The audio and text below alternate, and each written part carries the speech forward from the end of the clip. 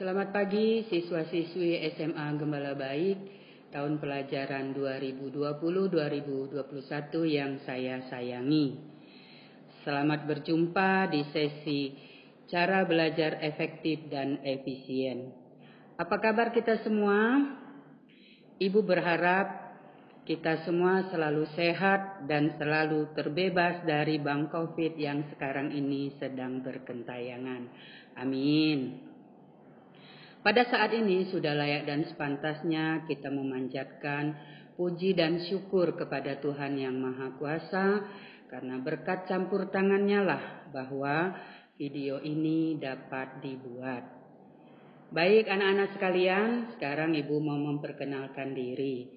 Nama saya Maria Lili, Sarjana Pendidikan. Saya mengajar di SMA Gembala Baik dari tahun 11 Januari 1991. Sudah menikah selama 25 tahun, memiliki 3 anak, 2 cewek dan 1 cowok. Anak-anak sekalian, tujuan pembelajaran kita kali ini adalah pertama, siswa dapat memahami apa yang dimaksud dengan belajar efektif dan efisien. Kedua, siswa dapat mempersiapkan diri secara baik di dalam mengikuti proses belajar mengajar di SMA Gembala Baik tanpa harus mengalami hambatan yang berarti. Ketiga, supaya siswa dapat membuat strategi-strategi belajar yang jitu agar dapat mencetak prestasi belajar yang maksimal dan mampu bersaing, terlebih-lebih mampu mencetak prestasi. Yang keempat, Ibu berharap anak-anak semua dapat berperan aktif di dalam menonton video ini karena pada akhir sesi nanti anak-anak diwajibkan menjawab pertanyaan-pertanyaan atau ada post-testnya. Anak-anak, sekarang kita akan masuk kepada materi yang akan kita bahas, yaitu belajar efektif dan efisien. Apa sih yang dimaksud dengan belajar? Belajar adalah suatu proses mencari tahu sesuatu agar dari kita tidak mengetahui sesuatu itu kita akan dapat mengetahuinya.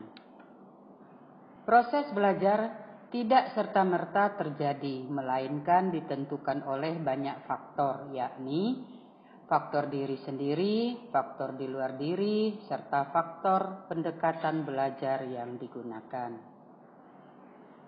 Karakteristik belajar efektif dan efisien.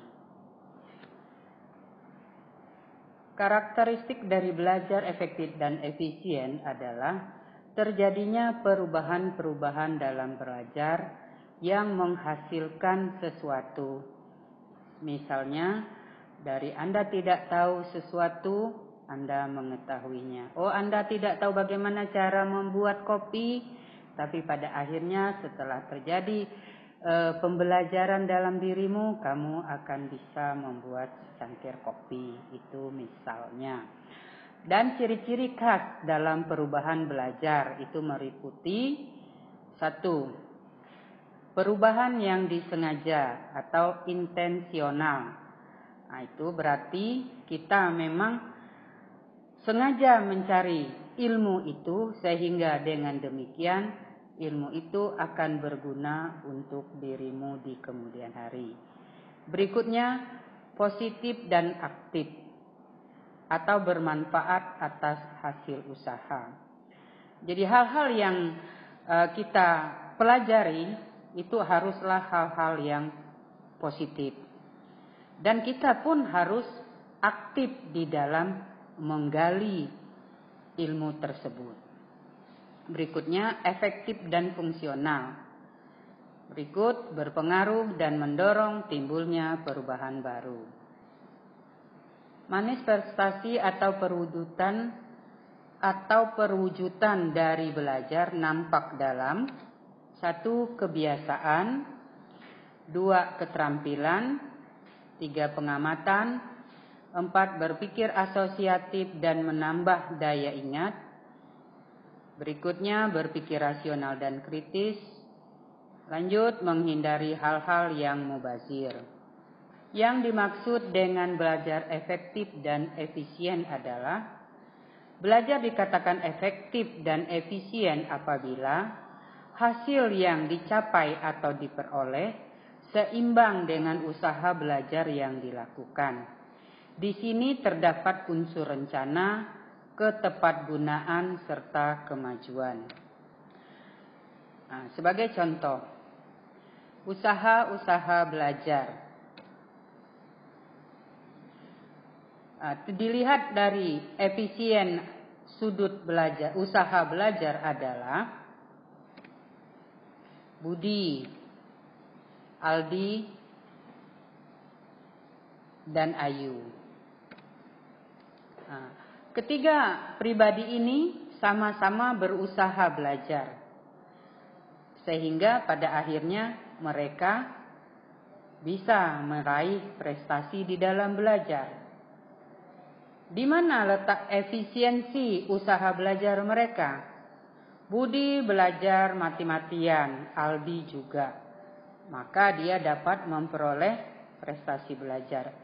Sedangkan Ayu hanya memiliki waktu yang sedikit di dalam belajar, tetapi Ayu selalu bergiat memakai waktu yang sedikit ini sehingga dia pun pada akhirnya mampu meraih prestasi belajar.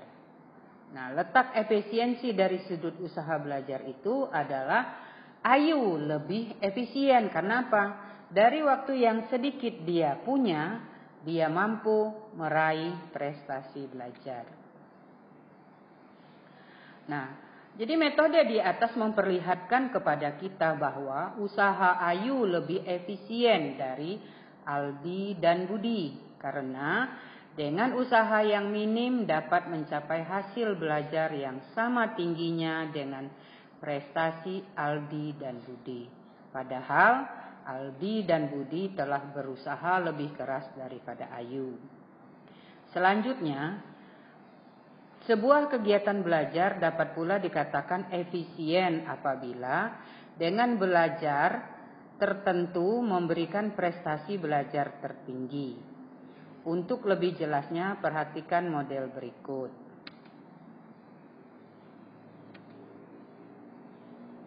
Prestasi belajar. Nah, prestasi belajar yang diraih Budi, kemudian Aldi, dan Ayu. Nah, mereka memilih dan mengaplikasikan pendekatan dan metode belajar untuk mencapai efektivitas dan efisiensi belajar. Perlu mengetahui gaya belajar diri Anda. Nah, bagaimana kita tahu bahwa belajar saya ini sangat efektif atau efisien enggak? Nah, di sini dapat dibantu dengan kita mencari atau menemukan gaya belajar apa sih yang saya miliki. Di sini Bobby De Potter mengatakan dan kawan-kawan mengatakan ada 3 gaya belajar. Pertama, gaya belajar visual. Orang yang memiliki gaya belajar ini memiliki daya lihat atau dia mengandalkan ketajaman indera mata. Jadi untuk memudahkan dia di dalam belajar, dia mengutamakan ketajaman indera mata. Hal ini akan lebih memudahkan dia di dalam belajar. Lebih nyaman di dalam belajar dengan warna-warni, garis dan bentuk. Ia lebih suka membaca daripada dibacakan. Mengingat dengan gambar dan teratur. Memperlihatkan penampilan catatan dan buku, membubuhkan gambaran umum, kemudian merangkap detail-detail serta mengingat apa yang dilihatnya. Nah, jadi segala sesuatu yang dia tangkap dari indera matanya, itulah yang dia akan jadikan sebagai, dia rekam di memorinya sehingga dia tangkap dengan baik, dan itu akan lebih memudahkan dia di dalam belajar. Sedangkan gaya belajar yang berikutnya adalah gaya belajar editorial.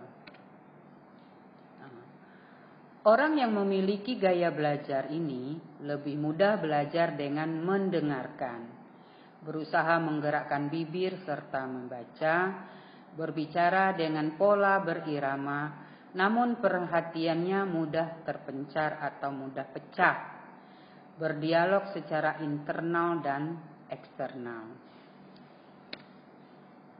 Berikut gaya belajar kinestetik. Orang yang memiliki gaya belajar ini lebih gampang belajar dengan memvariasikan gerak dan perasaan. Ia belajar dengan melakukan menunjuk saat dia membaca, menanggapi, diikuti gerakan fisik, menyentuh teman dan berdiri mendekat, mengingat sambil berjalan dan lain sebagainya. Nah, ini ciri-ciri orang yang memiliki gaya belajar kinestetik. Dia nggak bisa diam. Mungkin dia akan bergerak dari sudut kelas yang sana ke sudut kelas yang sana. Dia akan banyak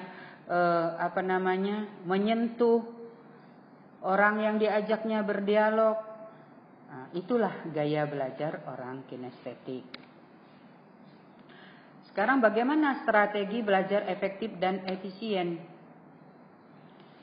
Belajar efektif dan efisien memerlukan strategi. Artinya, siswa perlu menempuh dan melakukan hal-hal yang mendukung keberhasilan belajar. Hal yang sangat penting dipahami siswa antara lain prinsip-prinsip di dalam belajar, rencana belajar, sarana belajar, teknik mempelajari buku, serta membuat catatan dan pengaturan waktu belajar dan sebagainya. Anak-anak, kalian pasti inginkan belajar efektif dan efisien. Nah, untuk kita dapat belajar efektif dan efisien, kita harus mempertimbangkan prinsip-prinsip berikut. Pertama, belajar itu memerlukan dorongan atau motivasi. Nah, dorongan di sini yang dimaksudkan adalah harus datang dari diri kita secara pribadi. Mengapa? Karena apabila itu datang dari diri kita pribadi, dia akan kekeh berada di dalamnya. Nah, sedangkan apabila kita motivasi itu datang dari luar diri kita, dan terjadi orang yang menjadi motivator tersebut tidak berada di dekat kita, bisa saja kita menjadi down. Maka itu belajar memerlukan dorongan, harus muncul dari dalam diri kita. Lalu yang kedua, belajar memerlukan pemusatan perhatian pada hal-hal yang sedang dipelajari. Nah, maksudnya di dalam belajar memerlukan sebuah konsentrasi yang tinggi. Belajar nggak bisa sambil lalu. Karena apabila nanti kita sambil lalu, bisa saja itu mempengaruhi nilainya pun pas-pasan atau asal-asalan. Tetapi akan sangat berbeda hasilnya apabila kita fokus, sungguh-sungguh. Nah, itu biasanya hasilnya juga akan baik. Sedangkan yang berikutnya, berusaha untuk mengerti lebih dahulu sebelum dihafal. Nah, untuk dapat menghafal segala sesuatu materi pelajaran, kita harus tahu dulu, mengerti dulu, baru kita bisa menghafal. Berikutnya, pelajaran itu harus sering diulang-ulang. Nah, misalnya tadi kita belajar matematika. Di sekolah pulang ke rumah, paling tidak kita mengulangi barang 20 menit, mengulas kembali apa yang dipelajari di sekolah. Nah, dengan demikian kita akan lebih memantapkan apa yang sudah kita peroleh di sekolah, kita ulangi lagi, maka dia akan semakin baik. Berikutnya, yakinlah bahwa apa yang Anda pelajari akan berguna nantinya. 6. Setelah belajar, kita memerlukan waktu break atau istirahat. Karena otak kita pun harus kita beri jeda. Supaya kalau kita belajar dalam kondisi yang lelah, capek, itu hasilnya tidak akan maksimal. Maka kita perlu beristirahat sejenak sehingga untuk memaksimalkan hasil belajar kita. Yang ketujuh, Yakinlah bahwa hal-hal yang kita pelajari dapat dimanfaatkan dan mempelajari hal lain atau mentransfer ilmu pengetahuan. Nah ini, jadi kita jangan merasa bahwa kalau saya belajar pelajaran ini nanti pun tidak dipakai di kemudian hari. Mungkin secara detailnya tidak akan dipakai, tetapi tetap akan ada hubungannya. Yang berikutnya, belajar dengan ekspresi. Nah, kita kalau belajar untuk lebih memantapkan daya tangkap kita akan sesuatu hal, kita memerlukan ekspresi. Nah, jadi kita ekspresikan apa yang telah kita dapatkan itu dalam kehidupan kita sehari-hari. Yang terakhir, hindari hal-hal yang dapat mengganggu, menghambat atau yang dapat membuat belajarmu menjadi tidak lancar. Anak-anak masih semangat bukan? Ibu berharap kita harus tetap semangat ya. Baik, sekarang kita lanjutkan. Petunjuk umum dalam menyusun rencana belajar yaitu 1. Pelajari terlebih dahulu kurikulum sekolah Anda. Dalam kurikulum biasanya menjelaskan tujuan mata pelajaran, silabus mata pelajaran, sistem penilaian, dan buku-buku penunjang yang dianjurkan sekolah selain buku-buku wajib. Yang kedua, buatlah atau salinlah daftar pelajaran yang ada di sekolah berikut nama-nama guru yang mengajarnya. Bila memungkinkan, mintalah silabus setiap mata pelajaran dan rencana pengajarannya. Hal ini dimaksudkan agar Anda dapat mempersiapkan diri untuk mempelajari materi yang akan diajarkan oleh guru. Buatlah rencana kerja harian atau jadwal kegiatan harian yang memuat kolom jam, jenis kegiatan, tempat dan keterangan, atau Anda dapat membuat model sendiri. Setiap orang mempunyai kesukaannya sendiri-sendiri. Ada yang senang mempelajari sesuatu sendirian atau dengan teman, belajar pada malam hari, sore, dan pagi-pagi, atau sebelum berangkat sekolah. 3. Pelajari kiat-kiat belajar sendiri, berkelompok, belajar di rumah, belajar di sekolah, di kelas dengan guru beserta aturan-aturan umum yang berlaku dan sesuaikan dengan gaya belajar yang Anda miliki. 5. Pelajari cara-cara membaca buku dan gunakan sesuai dengan tujuan yang akan dicapai. Setiap buku biasanya memuat hal-hal seperti judul buku, kata pengantar, daftar isi, bab-bab dan subbab, ilustrasi berupa contoh-contoh, gambar, grafik, statistik, label, dan lain-lain. Buku-buku ilmiah yang dilengkapi dengan biografi, indeks, dan referensi, serta ringkasan atau ikhtisar. Pelajari juga teknik membaca buku sesuai dengan tujuan Anda membaca cepat, membaca kritis, atau membaca kreasi. Nah, kemudian pelajari